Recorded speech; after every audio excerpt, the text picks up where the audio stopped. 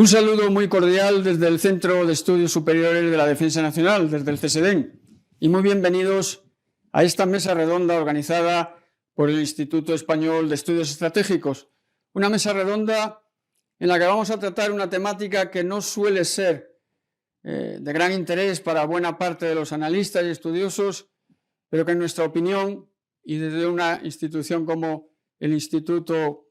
del Ministerio de Defensa, comprenderán que todo aquello que afecta a la defensa, a la seguridad y a la defensa nacional nos interesa y mucho, y desde luego los retos y respuestas frente a la amenaza química, que es el título de este cuaderno de estrategia que tienen ya a su entera disposición en la página web del Instituto, pues como comprenderán, esta temática no podríamos obviarla en las actuales circunstancias, en la actual situación global.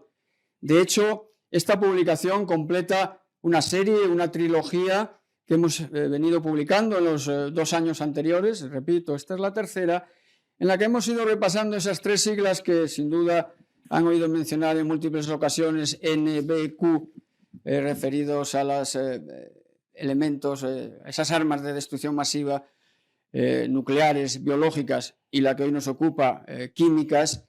que durante unas décadas no tan lejanas parecían transitar un periodo de relativo optimismo, puesto que estaban funcionando aceptablemente bien los mecanismos de control, de no proliferación, incluso de reducción de algunas de estas armas, y de hecho, en el ámbito de las armas químicas, se puede decir que este es uno de los ámbitos en los que se había avanzado de forma más robusta. Sin embargo, la situación global actual, la aparición ya no de los tradicionales estados como actores casi exclusivos del devenir geopolítico, sino también la aparición de actores no estatales, y estoy pensando lógicamente en movimientos yihadistas, terroristas y de este tipo, de esta naturaleza, pues suponen una llamada de atención para que no apartemos la vista de la actual situación de este tipo de armas, y concretamente, como digo, de esta que completa la trilogía de la amenaza química.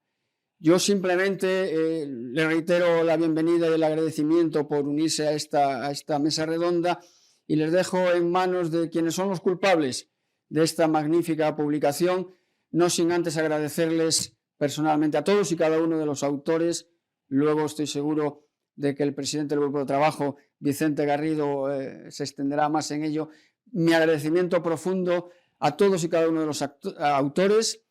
a los 4 autores que hoy han tenido la gentileza de desplazarse aquí para tener esta mesa redonda, por supuesto al presidente del grupo de trabajo, a Vicente Garrido, que seguro que también es de ustedes conocido porque es colaborador habitual y muy habitual del Instituto Español de Estudios Estratégicos, y me van a permitir una alusión personal a mi compañera, a Mar Hidalgo, que además de ser una más de los autores, ha sido la coordinadora del grupo de trabajo, con lo que ello supone de trabajo añadido y de esfuerzo de gestión. Por lo tanto, muchísimas gracias, Mar, Vicente, a vosotros y, por supuesto, al resto de autores. Y, sin duda alguna, por encima de todo, a ustedes por su atención. Simplemente espero que esta mesa redonda sea de su total interés, y no puedo dejar en manos de Vicente el resto de la emisión sin recordarles e invitarles de nuevo a visitar nuestra página y, si ya bien lo tienen, descargar el cuaderno de estrategia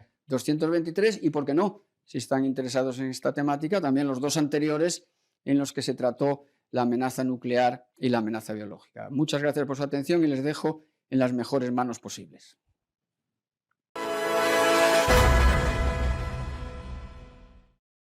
Buenas tardes de nuevo, y no puedo comenzar sin agradecer al general Dacova por sus amables palabras hacia mí y hacia el trabajo realizado por un excelente equipo de trabajo que he tenido el honor de presidir una vez más en esta casa, en el CSDEN, con el Instituto Español de Estudios Estratégicos, y que es algo que me ha satisfecho y que lo he hecho desde luego con mucho gusto. Quiero agradecer sobre todo a Mar Palacios, Mar Hidalgo, las palabras también reiteradas del general Dacova por su trabajo de coordinación, porque nos ha hecho a todos muy fácil la tarea de elaborar este trabajo en un cuaderno de estrategia especialmente complejo, no por el tema en sí, analizar la amenaza química y sus diferentes dimensiones y respuestas, sino también por la multiplicidad de enfoques, de temas y de autores que han contribuido a su elaboración, como vamos a poder ver. Este cuaderno de estrategia, que como ya se ha dicho, completa una trilogía dedicada a la amenaza NR, incluso NRBQ,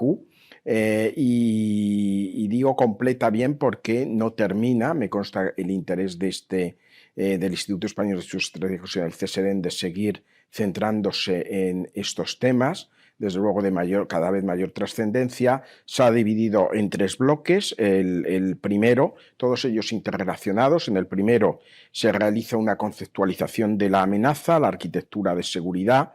En el segundo lugar, y finalmente, la respuesta basada en las diferentes capacidades de intervención existentes en el ámbito de la protección civil en España. Y este elemento diferenciador es precisamente muy relevante porque le otorga un valor añadido muy destacable a este estudio con relación a otros de carácter más específico. En la primera parte del documento, la conceptualización de la amenaza, pues han intervenido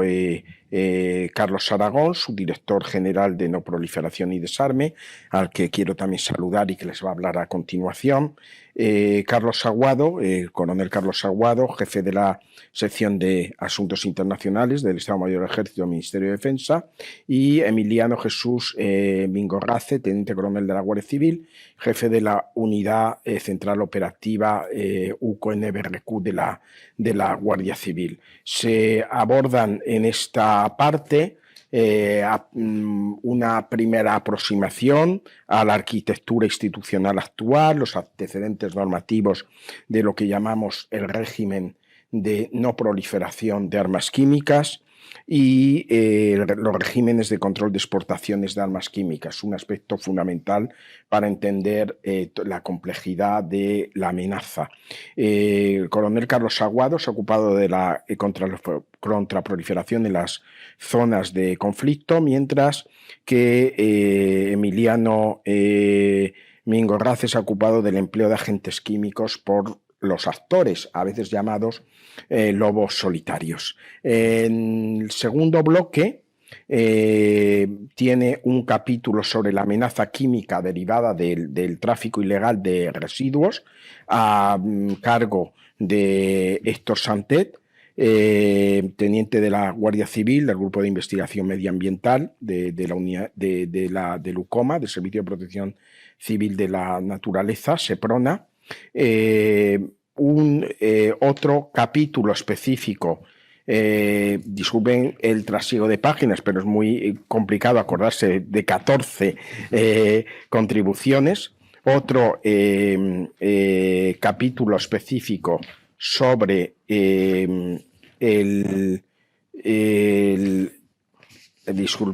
sobre el transporte de productos químicos en el ámbito marítimo, riesgos y amenazas, a cargo de Pablo Pedrosa, que es jefe del área de contaminación marítima en la Dirección General de la Marina Mercante, y finalmente un capítulo, el sexto, sobre la adaptación activa para seguir librando el mundo de la protección de las armas químicas, centrado en especial en el papel de la Convención de Armas Químicas y las tensiones geopolíticas en el conflicto en Siria, los nuevos desafíos de la OPAC frente a la no proliferación e incluso un paso más allá en la identificación de agentes químicos y el fomento de la cultura de seguridad química, a cargo de la analista del Instituto Español de Estudios Estratégicos, Mar Hidalgo García. Ahora sí, antes cambié el apellido. Completa este estudio también un análisis estratégico de la aplicación en el Plano Nacional de la Convención para la Protección de las Armas Químicas en España, a cargo de Fernando Borredà Juste, secretario de la Autoridad Nacional para la Protección de Autoridad Nacional para la Prohibición de las Armas Químicas, junto a este capítulo también tenemos una aproximación hacia los laboratorios designados por la OPAC, los retos tecnológicos, a cargo de Juan Manuel Moreno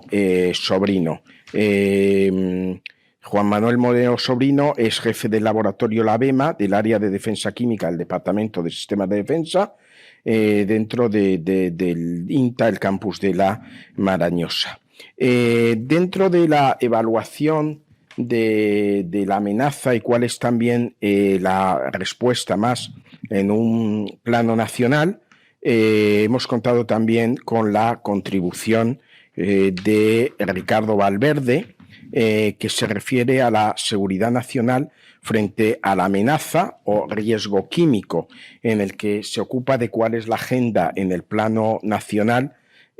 sobre todo dentro del Departamento de Seguridad Nacional y el plan operativo global, teniendo en cuenta su adscripción como consejero técnico en el Departamento de Seguridad Nacional de Presidencia del Gobierno. Por su parte, el coronel Jesús Díaz Alcalde, jefe de la Unidad de Análisis de Seguridad Nacional del Departamento de Seguridad Nacional en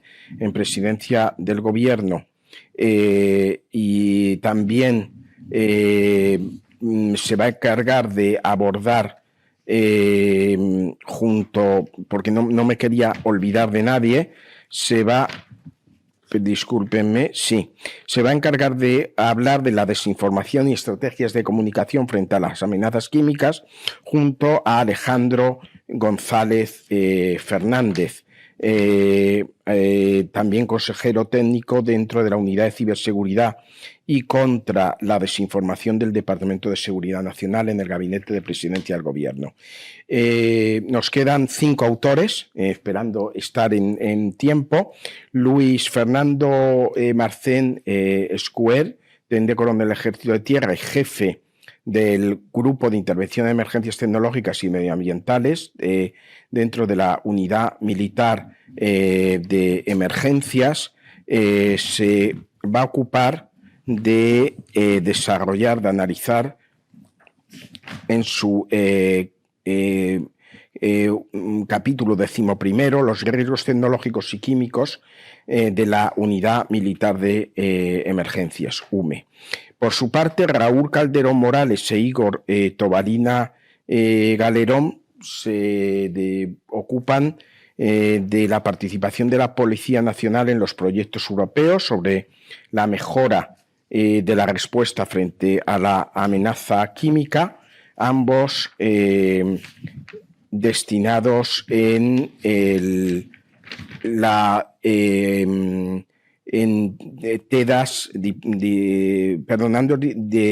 destinados obviamente en la Policía Nacional y diplomados TEDAS en RBQ. Finalmente, los 2 últimos capítulos, el de Francisco José Ruiz Boada, director general de Protección Civil y Emergencias, entonces, en el momento que escribe el capítulo, en el Ministerio del Interior, se va a ocupar, aborda el riesgo químico en el ámbito de la protección civil, mientras que Laura Merino Rubio se va a ocupar de la seguridad en las industrias químicas, aspecto muy relevante porque descendemos hacia el actor principal encargado de la protección. Laura Merino Rubio es coordinadora de seguridad integral de la Federación Empresarial de la Industria Química Española, FEIC. Espero no haberme olvidado de nadie, de haber dado cumplida cuenta de los títulos corresponden a lo que se ha desarrollado, y como pueden ver, es una monografía en la que este enfoque integral la va a hacer única, y estoy convencido que va a ser un texto de referencia para aquellos estudiosos, investigadores, especialistas que quieran hacer una aproximación, me reitero, integral a la cuestión de la respuesta a la amenaza química. No quiero olvidarme tampoco de agradecer aquí que la embajadora de España ante los Países Bajos y embajadora representante de España ante la OPAC, la embajadora Consuelo Femenía, nos haya honrado con escribir el prólogo de esta monografía a título de presentación. Y aunque me consta su interés de habernos acompañado hoy, pues sí quiero quedar constancia de que no ha podido ser, pero desde luego sí, como grupo de trabajo, como presidente de este grupo de trabajo, pues reiterarle este agradecimiento por su contribución. Así que por mi parte, creo que no he respetado los 5 minutos, pero me entenderán ustedes que mencionar 14 autores con sus cargos y los capítulos hacía que esto fuera una tarea absolutamente imposible, y quiero pasar la palabra al primero de los autores del cuaderno de estrategia 223, y que también está aquí con nosotros, al subdirector general de No Proliferación Desarme del Ministerio de los Asuntos Exteriores, Carlos Aragón. Bueno, pues muchas gracias, Vicente. Muchas gracias también a los otros coautores. Bueno, yo creo que este libro llega no solo, culminando una serie, cerrando una serie, sino llega en un momento que es muy importante para en el plano de seguridad internacional y en el ámbito de la arquitectura internacional de no proliferación y desarme. Como ha expresado el general Dacova en su presentación, estamos en un momento en el que hay una crisis en el sistema internacional de proliferación y desarme creado por la seguridad internacional. Entonces, bueno, una de las cuestiones que tratamos en el libro también es cómo responder a esta percepción de crisis en el sistema. Creo que uno de los primeros puntos que hay que hacer es que la no proliferación, el desarme en general y también en el ámbito químico no existen en el vacío, no son fines en sí mismos. Al final la proliferación y el desarme son herramientas para una finalidad común que es la seguridad internacional.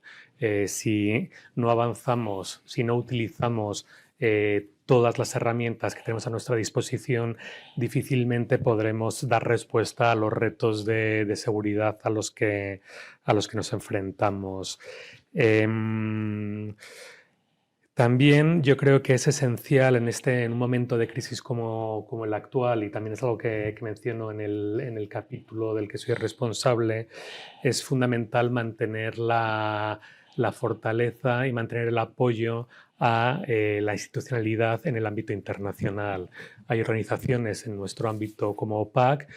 son organizaciones que han visto atacada su credibilidad por distintos actores, pero que son base, son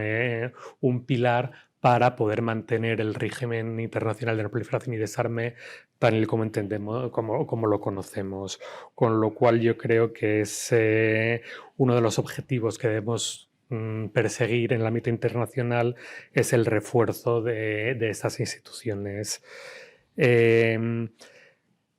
Esto que se puede aplicar a toda la arquitectura internacional de la proliferación y desarme, yo creo que tiene una especificidad en el ámbito químico, que es la posibilidad que nos da la OPAC de tener una narrativa positiva, optimista. OPAC es una organización innovadora, se creó en un momento muy particular en el que había esperanza en la revitalización del régimen de no proliferación y desarme, pero es una organización que, a pesar de todas las dificultades de este cuestionamiento del que hablaba, yo creo que se puede considerar como exitosa. El último verano culminó el proceso de desarme de todos los arsenales químicos declarados. Yo creo que es un punto esencial y que diferencia el ámbito químico de otras armas de destrucción masiva, el haber podido culminar el desarme. Es una organización que tiene una institucionalidad muy fuerte, con lo cual está muy bien situada para adaptarse a los nuevos retos, y sobre todo está consiguiendo mantener algo que es esencial también, que es el tabú sobre el uso de las armas químicas. Con lo cual yo creo que estas son algunas de las respuestas o de las medidas o iniciativas que se pueden tomar para revitalizar el régimen de no proliferación y desarme en el ámbito químico. De cara al futuro, ¿qué retos se plantean? No me quiero extender mucho porque algunos estoy seguro que van a ser tratados por nuestros coautores, pero en mis notas tengo apuntados, por ejemplo, el hacer frente a las nuevas tareas a las que se enfrenta una vez culminado el desarme. OPAC tendrá que poner un énfasis mucho mayor en la verificación de la no proliferación, en el acceso por actores no estatales y demás. Es avanzar, se ha culminado una fase con éxito y es seguir manteniendo ese éxito en otros ámbitos. Un aspecto también dentro de esa adaptación es la adaptación a las nuevas tecnologías. La inauguración del Chemtex puede ser un paso fundamental en este sentido. Y por otro lado, desde una perspectiva más política, yo creo que es fundamental mantener un equilibrio entre los intereses de seguridad de muchos países, pero fundamentalmente países europeos, países del norte, con algunos países, fundamentalmente países en desarrollo, que lo que buscan en esas organizaciones de no proliferación y desarme es también capacitación técnica. Es una aspiración muy legítima por su parte y que además en cierta medida coincide también con nuestros intereses de seguridad, en el sentido que un régimen, en este caso de no proliferación de armas químicas, de desarme de armas químicas, solo es tan efectivo como el eslabón más débil. Si hay debilidades en cualquier parte del sistema, se pueden aprovechar por cualquier actor malicioso para ir en contra de los intereses de la organización y de los intereses de la no proliferación de armas químicas. Con lo cual yo creo que conjugar estos intereses desde una perspectiva política también puede ser muy importante para revitalizar el régimen de no proliferación y desarme de armas químicas. Muchas gracias, Carlos. Te has referido a los grandes desafíos, los principales desafíos de la PAC en el futuro, de esa crisis de los instrumentos y foros internacionales. Quizá por guardar una misma línea en el ámbito político, en el ámbito diplomático, me gustaría pedir también la intervención de Mar Hidalgo. Después pasaremos al ámbito de la defensa, pero por tener una misma línea argumental. Durante los últimos años, la OPAC ha tenido que afrontar situaciones sin precedentes en las que se han utilizado armas químicas. ¿Cómo ha sido la respuesta desde tu punto de vista, Mar, de la OPAC frente a sucesos como el uso de las armas químicas en Siria o el empleo de agentes químicos de la familia de los Novichok? Pues gracias, Vicente, por la pregunta. Pues efectivamente, la OPAC, como organización encargada del cumplimiento de la Convención de Armas Químicas, durante los últimos años ha tenido que hacer frente a numerosos y complejos desafíos,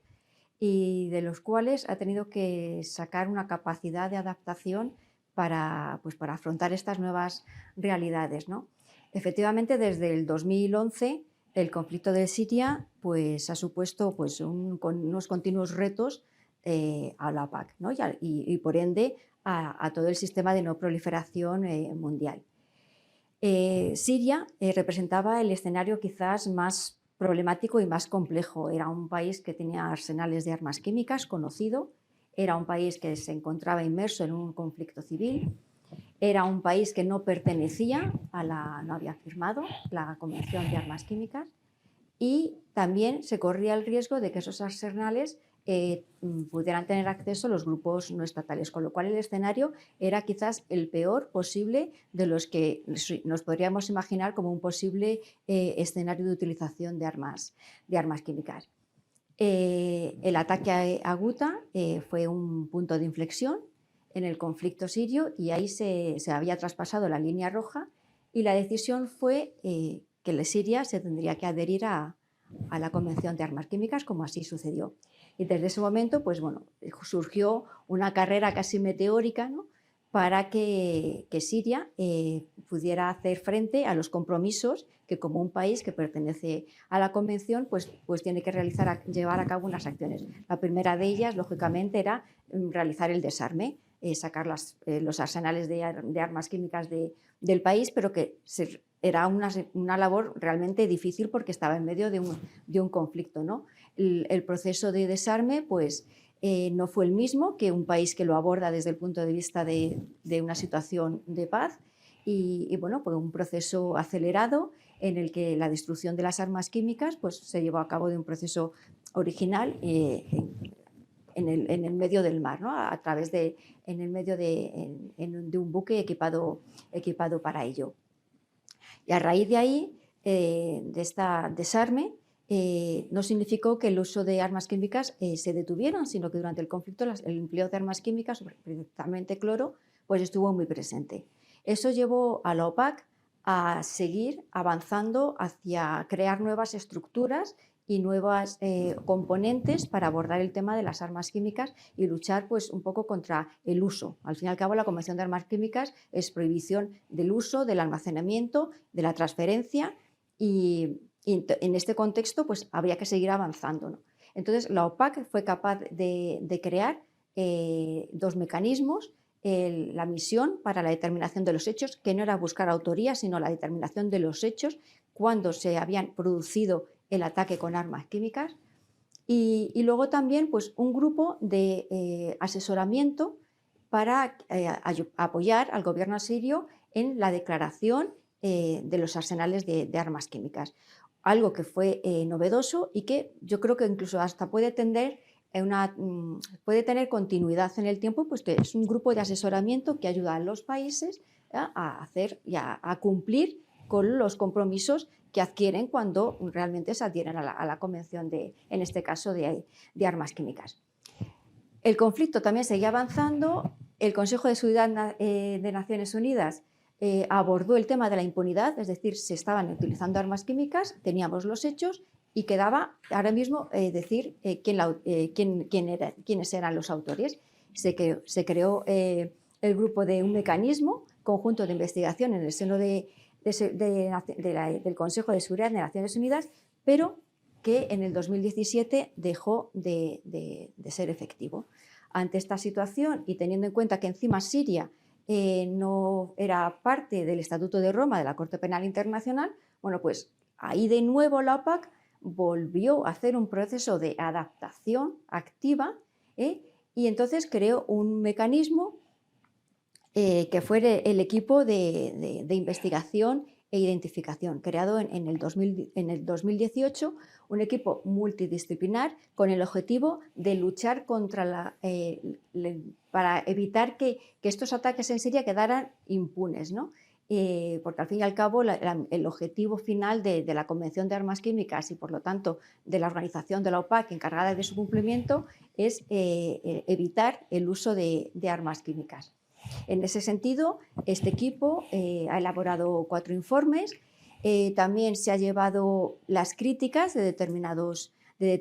países, pero bueno, es una muestra de cómo la OPAC también se ha ido, pues, adaptando a estas nuevas realidades. También un hecho que no se había producido hasta la fecha es que la OPAC, ante la falta de la inconsistencia de las declaraciones llevadas a cabo por el gobierno sirio, bueno, pues también lo que ha hecho ha sido limitar los derechos y privilegios de Siria dentro de la OPAC, que también es un hecho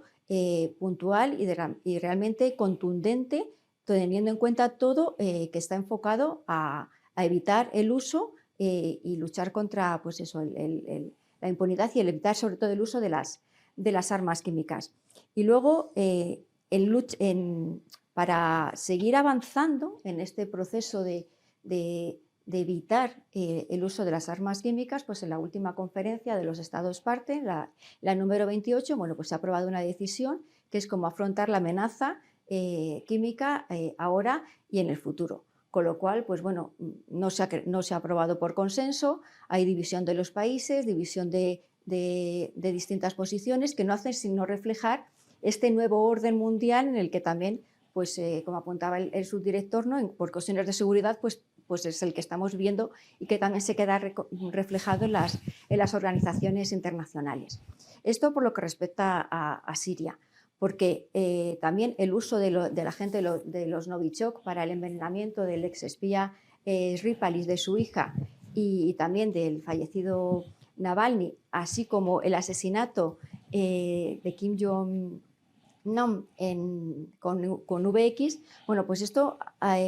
hecho también poner la vista en que las armas químicas debemos quitarle esa máscara de armas de destrucción masiva y también y verlas como envenenamientos selectivos o asesinatos selectivos en los que también pues, bueno, intentamos dar un mensaje. Eso pasó con el tema del empleo de los Novichok, ¿no? En el que se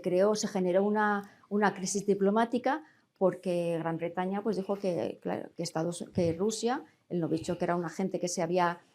químico desarrollado por la Unión Soviética entre los años 1971 y los 90. Bueno, pues el hecho de haberse intentado asesinar o envenenar en territorio británico con un agente ruso, pues indudablemente pues aquello provocó un conflicto diplomático. Pero una vez más, la OPAC también ha sido capaz de crear estas estructuras para poder hacer frente a estas nuevas realidades, ¿no? Pues desde las nuevas muestras que tienen que analizar los laboratorios, que ya no son esas muestras, dijéramos, más regladas o más estándares, frutos de la verificación periódica que se hacen en la industria química, sino que bueno, también ahora pues, tienen que analizar otro tipo de compuestos novedosos en otro tipo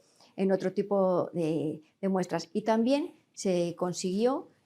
algo que parece sencillo, pero no lo es introducir nuevos compuestos en las listas de la OPAC, ¿no? Esto implica pues realmente una predisposición que tiene la OPAC para actualizar la Convención de Armas Químicas, a diferencia de otros tratados de no proliferación, ¿no? Esa capacidad de decir, bueno, pues vamos a adaptarnos a la nueva realidad del siglo XXI. Y es una pequeña aportación el hecho de introducir las familias de los Novichok y la familia de los carbamatos. Es pequeña la aportación, pero yo creo que abre la puerta a abordar el tema de las armas químicas desde un punto de vista de familias, de componentes, desde otro enfoque que desde luego van a hacer que la Convención de Armas Químicas se adapte mucho mejor a las nuevas realidades, ¿no? Y eso hay que ponerlo en valor sobre la mesa, la capacidad que tiene la OPAC como organización para traer al presente los retos y las respuestas, los retos a la proliferación, ¿no? Cosa que otros tratados de no proliferación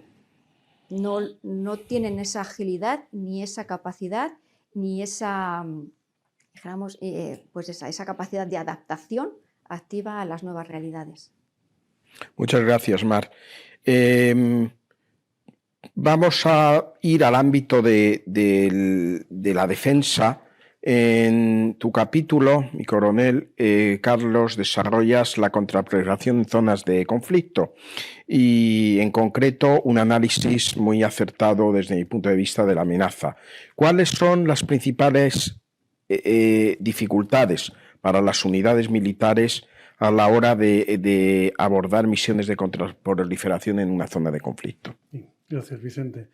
Efectivamente, las zonas de conflicto son una situación bastante particular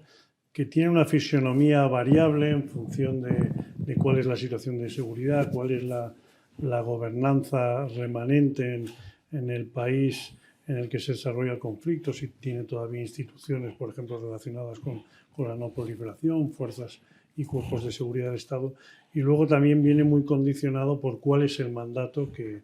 las fuerzas militares desplegadas tienen. Pese al nombre de la zona de conflicto, la conflictividad inherente, esa situación de seguridad deteriorada, sin embargo, es el ámbito de actuación preferente de las fuerzas militares. Por tanto, no está el problema ahí, sino el problema está en cómo abordar el planeamiento y la ejecución de estas actividades de contraproliferación. Por un lado, tienen una enorme complejidad técnica desde todos los puntos de vista y luego una naturaleza con un carácter muy multidisciplinar. Ya en un primer nivel de coordinación deberíamos precisar una coordinación con entidades civiles de ese país en el que se desarrolla el conflicto, si existen, que puede ser que no. Me refiero a fuerzas policiales, de aduanas, según el escenario en el que se desarrolle, y, como no, siempre en un ambiente internacional que añade complejidad. Otro nivel que es siempre fundamental, sea militar o civil, es la necesaria coordinación con la comunidad de inteligencia, del que muchas veces sale la necesidad de ejecutar este tipo de acciones de contraproliferación. Por último, ya cuando descendemos al nivel de ejecución propiamente militar, nos encontramos, y yo es aquí donde he puesto el acento en el capítulo, en la necesidad de crear unos agrupamientos tácticos operativos multidisciplinares que muchas veces son ad hoc, que son específicos para cada una de las operaciones y que deben reunir a unidades que tienen dependencias orgánicas distintas, que tienen tácticas y procedimientos distintos y equipamientos distintos. Y voy a poner un par de ejemplos. Una acción típica de contraproliferación química, como puede ser el abordaje de una operación de interdicción marítima, el abordaje de un buque sin consentimiento o una operación de operaciones especiales contra un objetivo. Bien, estos tipos de operaciones que inicialmente pueden parecer complejas, sin embargo, para el tipo de unidades que la desarrollan, pues bueno, son sus acciones tipo y son para las que se preparan permanentemente. Sin embargo, si introducimos el riesgo químico en cualquiera de estas operaciones, para estas unidades les obliga a criterios restrictivos del empleo de armas de fuego explosivas. Les implica a acciones que son rápidas meterles una fase de descontaminación, por ejemplo. Les impone, por supuesto, llevar un equipo de protección individual al que no están acostumbrados. Por el contrario, una unidad, por ejemplo, típicamente en EBQ de toma de muestras especializadas, una unidad de desactivación de explosivos, que están acostumbrados a unos procedimientos minuciosos, muy lentos, detallados, que generalmente no están acostumbradas a hacerlos bajo presión enemiga. Sin embargo, se les obliga a acelerar sus procedimientos o a acciones como puede ser a lo mejor una fase de infiltración previa. Con estos ejemplos quiero visualizar la dificultad de integrar no solo unos procedimientos que a lo mejor por escrito puede resultar fácil y puede resultar sencillo, sin embargo se trata de integrar actitudes, mentalidades, tiempos de ejecución totalmente diferentes. Entonces, en definitiva, los retos que yo creo, las líneas de actuación fundamentales para este tipo de actuaciones, por un lado sería la adquisición de capacidades que nos proporcionen una ventaja tecnológica con respecto a potenciales adversarios. Una segunda línea sería el disponer de una base doctrinal actualizada con unos procedimientos que estén adaptados al nivel de la amenaza y, por último, lo que he enfatizado más durante esta intervención y durante mi capítulo, que es esa integración de procedimientos que debe hacerse previamente en territorio nacional, en tiempo de paz, para una vez en la zona de conflicto llevarlos a cabo de una manera eficaz. Sí, Carlos, continuando con la dimensión de defensa, sí te pediría una mínima consideración de un aspecto que te has ocupado en tu capítulo, que es el aspecto de los drones. ¿Constituyen los drones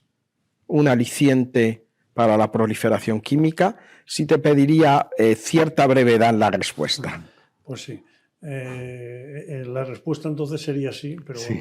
¿Algo más? La desarrollaré un poco más porque desde luego supone una preocupación y estamos viendo, bueno, anteriormente en el conflicto de Nagorno-Karabaj, pero ahora en Ucrania, cómo el empleo de drones está cambiando totalmente los procedimientos y creo que va a ser un cambio para los militares del campo de batalla al que estábamos acostumbrados. Y no en vano, hoy por hoy, es una acción prioritaria en todos los ejércitos, la adquisición de estas capacidades, tanto su vertiente ofensiva, pero en lo que nos preocupa es que es la capacidad en tener soluciones innovadoras contra drones o contra RPAS en su acrónimo inglés. Desde luego, la conjunción del empleo de estos RPAS, de estos drones con agresivos químicos supone, vamos a decirlo, la apertura de una caja de Pandora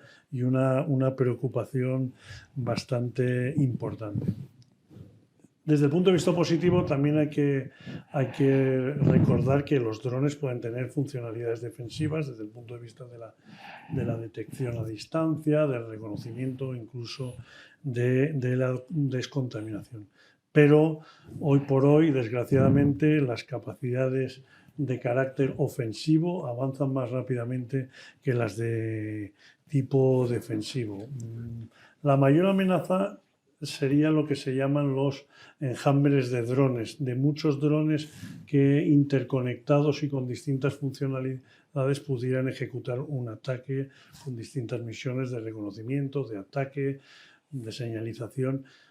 etcétera. Pero yo los he obviado en el capítulo en tanto que considero que para actores no estatales, para agentes terroristas, estamos hablando de unos medios más rudimentarios. El listado de capacidades, de ventajas que proporcionan los drones para un uso terrorista y en conjunción con un agresivo químico puede ser varios, y cito algunos: facilidad en la dispersión y lanzamiento de los agresivos, el hecho de emplearlos a distancia y no implicar a veces el sacrificio del propio terrorista, un coste económicamente reducido que cada vez lo va siendo más, la posibilidad de lanzar múltiples ataques y con una precisión bastante acertada, el acceso a una capacidad dual de drones que pueden ser usados en el ámbito de la agricultura, pueden ser también con una ligera adaptación adaptados para la dispersión de un agente químico. En definitiva, se supera el obstáculo de la dispersión y del lanzamiento, se logra una mayor efectividad con menor cantidad de agente o con un agente menos potente. Y respondiendo entonces a tu pregunta, sí, se facilita el empleo, se facilita ese recurso y por tanto se facilita la proliferación química en este ámbito. Muy bien, voy a lanzar una pregunta a la Limón que me han pedido especialmente que formule desde el ABEO, desde el Comité Consultivo, el Consejo Consultivo en Enseñanza y Divulgación de la OPAC, me la ha pedido la presidenta Magda Bauda, que es con respecto a cuáles son los principales desafíos a los que se enfrentaría la OPAC en un futuro para seguir librando al mundo del uso de armas químicas. Y sobre todo también, si podemos combinar, hice una pregunta más bien para el subdirector, para Carlos Aragón, cómo está afectando la agresión rusa contra Ucrania en la arquitectura internacional de no proliferación y desarme, especialmente en el ámbito químico. De nuevo os pido algo de brevedad, aunque es una pregunta muy compleja, que podéis contestar quizá los dos de forma, la de los retos y los desafíos sobre todo de la OPAC también. Vale, pues yo creo que la OPAC se enfrenta por un lado, a desafíos globales y comunes a otros regímenes de no proliferación. Es decir, vivimos en un mundo globalizado en el que existe una gran circulación de bienes y personas, con lo cual pues eso plantea riesgos a la lucha contra la proliferación. A la vez, este mundo globalizado también es un mundo cada vez más fragmentado, en el que cada vez hay pues, divisiones entre aquellos países que apuestan por un mundo basado en reglas y los que apuestan por otro tipo de gobernanza. El auge de actores no estatales, que también es un tema muy importante desde el punto de vista de la no proliferación. También está el tema tecnológico, el tema de que cada vez va a ser más difícil atribuir la autoría de los ataques, con el tema de los drones que acaba de señalar el coronel Aguado. Y frente a estos retos globales, y en último lugar, están, y no menos importante, están las campañas de desinformación y el tema de inteligencia artificial, que nos va a hacer confundir lo que es real y lo que no es real. Y eso pues, va a añadir mucha complejidad a los ya complejos conflictos que tenemos en la actualidad. Con respecto a los desafíos específicos que tendría que abordar la OPAC o que está ya abordando, pues yo creo que en primer lugar sería la aparición de nuevos compuestos más tóxicos que pueden ser generados a través de la investigación, por ejemplo, empleando ordenadores cuánticos. Va a ser mucho más fácil dar con compuestos, con estructuras que puedan aumentar la toxicidad. Porque bueno, pues, se reduce el tiempo, ¿no? de llevar a cabo estos estudios. También tiene el desafío del uso de armas, del uso de agentes químicos no incapacitantes para usos de aplicación de la ley. Aquí tenemos todo el tema de los agentes incapacitantes, que afectan el sistema nervioso central, ¿no? Pues bueno, ahí yo creo que la OPAC tiene un gran reto, precisamente porque los conflictos también se están desarrollando en entornos urbanos y desde el punto de vista táctico, pues bueno, este empleo de estos agentes no incapacitantes, pues bueno, puede tener esa cierta ventaja táctica. Y bajo la premisa de que son armas no letales, pues bueno, las sociedades de los países cada vez están más concienciadas y no permiten un elevado número de víctimas en los conflictos, ¿no? Bueno, pues bajo el tema de no letales, pues bueno, pues ahí se pueden desarrollar toda una serie de compuestos que, bueno, que habrá que vigilar, va a haber que ver si se introducen en las listas o no, pero desde luego el desafío es enorme. Otro desafío pues lo tenemos en los métodos de producción de la industria actual. Vivimos en un mundo globalizado, en el que ya se fabricaba casi bajo demanda, en el que ya no hay stock, y eso que permite que las industrias puedan pasar de una forma de producción de un producto a otro con pequeños cambios, y eso al final dificulta también las tareas de verificación y de la lucha contra la proliferación. El tema de las impresoras 3D, ya todos los controles de exportación que realizan y van a realizar en el futuro de forma indudable su labor, bueno, pues si añadimos ahora la transferencia de tecnología no tangible, intangible, bueno, pues esto también añade retos a la lucha contra la proliferación. Los ordenadores cuánticos, que ya he mencionado anteriormente, los microreactores, el nivel de dispersión, pues podríamos hablar también del empleo de la nanotecnología, que se va a desarrollar para la introducción de medicamentos en el cuerpo a través de técnicas de la nanotecnología. Bueno, pues pueden ser nuevos sistemas de dispersión de armas químicas.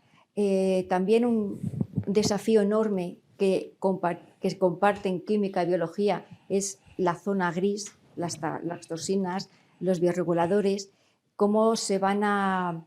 verificar. Va a haber más instalaciones que verificar. La Convención de Armas Biológicas y Toxínicas no tiene un organismo de verificación, al contrario que la Convención de Armas Químicas. Por lo tanto, pues bueno, eso va a plantear muchísimos retos, ¿no? Porque se corre el riesgo de que haya ciertas instalaciones no queden exentas de verificarse. Otro riesgo que se me ocurre, bueno, pues el análisis la necesidad de avanzar hacia el análisis forense, y de ahí la importancia del nuevo centro el Chemtech de la OPAC, ¿no? Para realmente, si se quiere luchar contra la impunidad, contra el uso de armas químicas, dices, bueno, pues es importante determinar la autoría, y para determinar la autoría es importante el análisis forense, ¿no? Y cuanto más se avance, pues bueno, más fortaleza se dará al sistema de no proliferación, en este caso de armas químicas. Y yo creo que ya también un desafío es importantísimo, que es fomentar una cultura de seguridad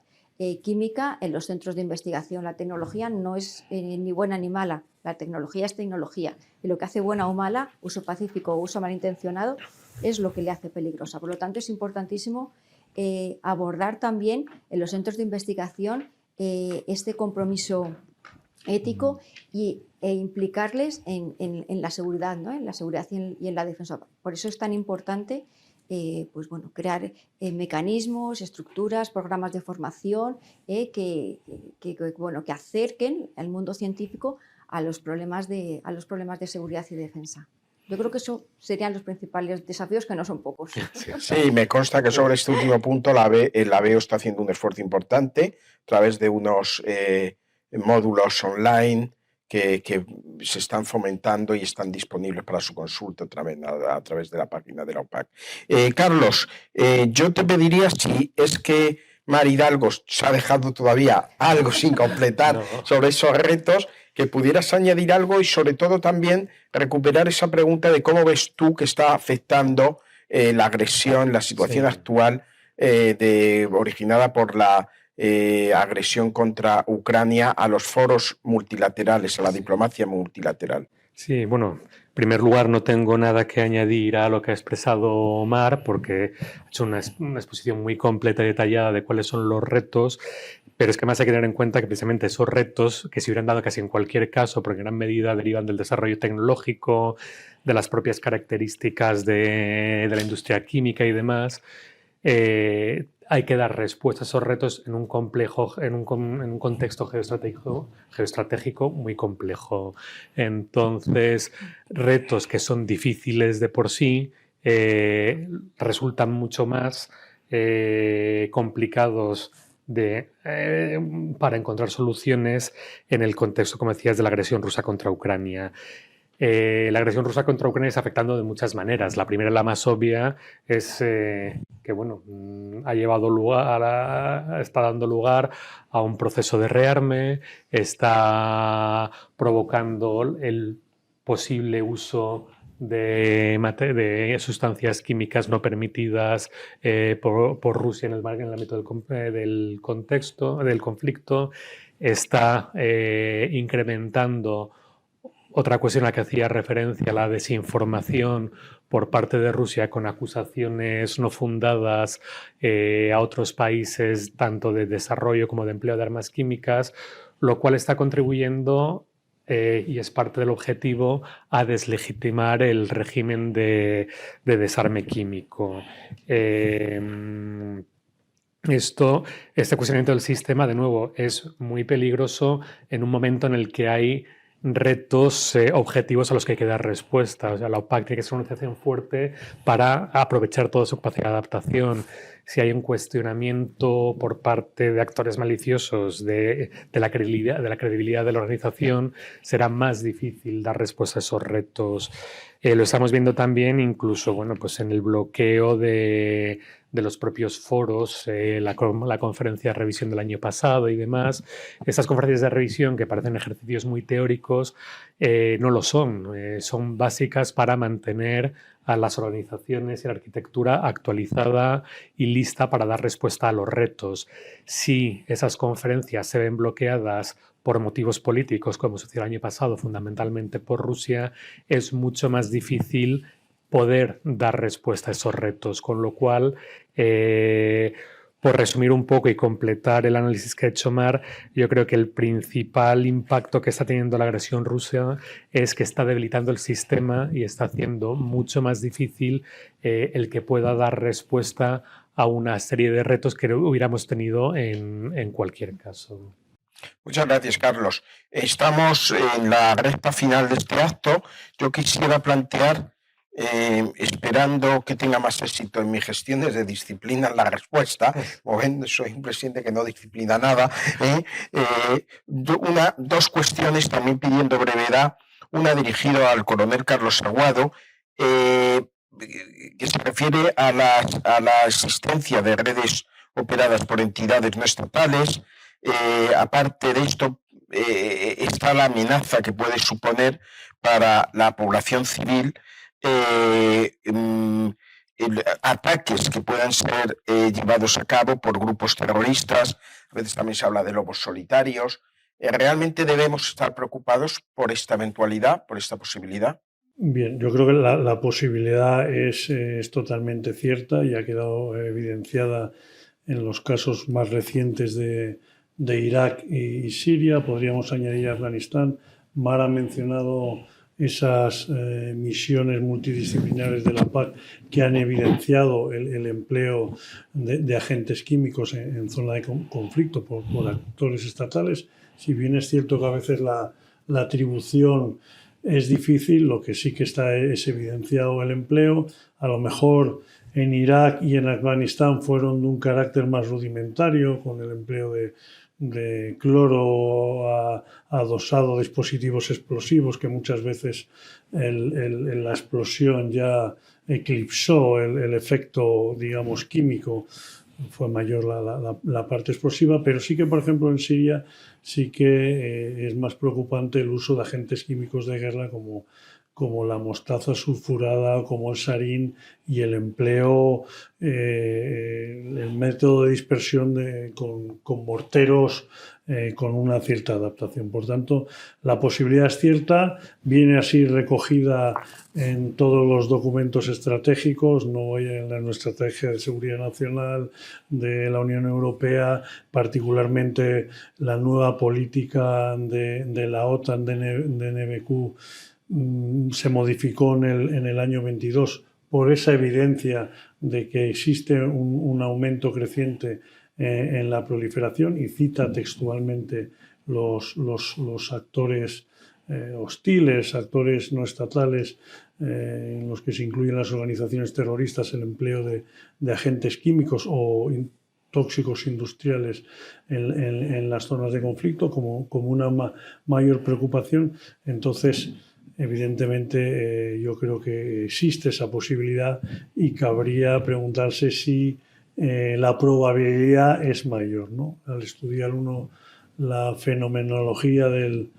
terrorismo NBQ, muchas veces uno se pregunta, con el impacto que tiene, que es lo que busca al final el terrorista, ¿por qué no se ha empleado más veces? En el capítulo del Teniente Coronel Mingorances hace una relación detallada de todos los empleos, digamos, de carácter terrorista o los intentos, pero bueno, tampoco han tenido tanta repercusión, y siempre nos preguntamos si es generalmente por la complejidad técnica de llevar estas acciones, por la efectividad policial o del régimen de no proliferación, por el propio miedo a una muerte terrible, porque haya un resquicio ético en los terroristas que a veces les impide usar este tipo de armas, porque estratégicamente el mensaje pueda ser contrario a los objetivos que también tienen a veces las redes terroristas. Yo creo que al final es la conjunción de disponibilidad, la capacidad técnica, la voluntad, que hemos visto que existe, y por último es la oportunidad, ¿no? Un terrorista ataca cuando puede, contra quien puede y donde puede, ¿no? Entonces, sí, por contestar tu pregunta, la posibilidad exista desde mi percepción personal y particularmente en las zonas de conflicto. Creo que las nuevas tecnologías facilitan el acceso. Hemos hablado de los drones. Pueden hacerlo más probable, o que en la misma probabilidad de antes sean más efectivos. Por tanto, pues bueno, reiterar la necesidad de unas unidades de todo tipo, policiales, militares, que estén equipadas y adiestradas para contrarrestar esta amenaza. Pues muchas gracias. Y para terminar, y intentar también concluir con un mensaje optimista, relativamente, quería trasladar a su director, a Carlos Aragón, ante esta situación que hemos descrito de crisis, de la diplomacia multilateral, las consecuencias que está teniendo sobre el régimen de no proliferación de armas químicas, la agresión de Rusia contra Ucrania. ¿Qué papel juegan en los regímenes de control de exportaciones? Sí, yo creo que juega un papel fundamental. Juega un papel fundamental porque es digamos, los regímenes de control de exportaciones y en el contexto de armas químicas, el Grupo de Australia, las propias listas de la Convención y tal, es lo que permite controlar, es lo que debería permitir controlar que aterrizar, digamos, las convenciones, que pueden llegar a ser muy teóricas, aterrizarlas en una serie de medidas prácticas que impiden el acceso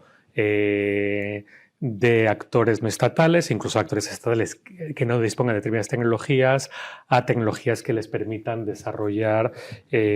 armas químicas. De alguna manera, es lo que siempre se dice, es la última línea de defensa contra la proliferación. Pero a la vez, los regímenes de control de exportaciones, y el Grupo Australia, en este caso es uno de ellos, está basado en una serie de supuestos que eran completamente ciertos y funcionaban bien en los años 90, en los 2000, pero que cada vez perdiendo más sentido. Por un lado, siempre está la distinción entre el uso militar y el uso civil. Esa distinción cada vez tiene menos sentido y menos en el ámbito químico, donde materiales que son relativamente usuales en un ámbito civil pueden tener aplicaciones militares, y luego hay que adaptarse a algo que he subrayado antes, que ha mencionado Mari, yo creo que es fundamental. Hay que buscar ya una adaptación a los avances tecnológicos, y para ello yo creo que es fundamental dar un paso que hasta ahora muy pocos países han dado, que es que en los ministerios de ciencia, en los institutos de investigación y tal, haya una dimensión de seguridad nacional, haya una mayor conciencia sobre la dimensión de seguridad que tiene cualquier proyecto de investigación científica, que proyectos de investigación con determinados países tienen un potencial proliferador importante y que por tanto es necesario incorporar, para incrementar la efectividad de esa última línea de defensa, es importante incorporar una perspectiva de seguridad a cualquier ámbito de investigación avanzada, en el ámbito químico del que estamos hablando, y también a lo que has mencionado, en la zona gris que existe siempre, que va creando un pequeño vacío entre lo biológico y lo químico. Con lo cual yo creo que ese es uno de los puntos que también, de cara a mejorar la lucha contra la proliferación de armas químicas, es un elemento que tenemos que retener. Pues quisiera dar las gracias a los 3 participantes esta tarde, de los otros muchos que ya mencioné en la presentación, que han participado en este cuaderno de estrategia, y que evidencian que realmente, no porque no se hayan producido eventos relacionados o excesivos eventos, incidentes relacionados con la utilización de armas químicas, como ha señalado Mar Hidalgo, si los ha habido y de ellos se da cuenta en el cuaderno, debemos bajar la guardia. Precisamente la respuesta, tanto a nivel diplomático como a nivel de desde organizaciones internacionales, las fuerzas y cuerpos de seguridad del Estado, desde incluso, también se ha dicho aquí, el papel que tiene la cultura de seguridad y la concienciación es importantísimo. Precisamente gracias a todas estas acciones, y de las que da cuenta este cuaderno de estrategia, podemos decir que no suceden o hemos podido evitar más incidentes de este tipo. Se trata de un cuaderno de estrategia, como señalé, importante, porque es una de las escasísimas producciones en español, por lo tanto, importante para cubrir un vacío legal sobre un tema que no atrae en muchas ocasiones la atención de la comunidad científica, académica, desde esta perspectiva pluridisciplinar, sobre todo, que aborda los diferentes aspectos de esa amenaza química. Yo les recomiendo, no me atrevo a instarles, sino a recomendarles que lo lean, no en una tarde, háganlo en trocitos, cada uno se pone la copa que quiera para digerirlo bien, y estoy seguro que va a ser un texto de referencia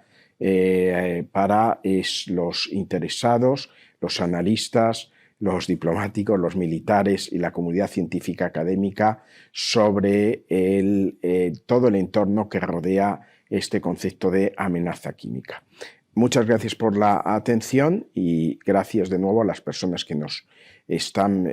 han visto, porque se está grabando esta sesión, y a los participantes aquí y a los autores que han contribuido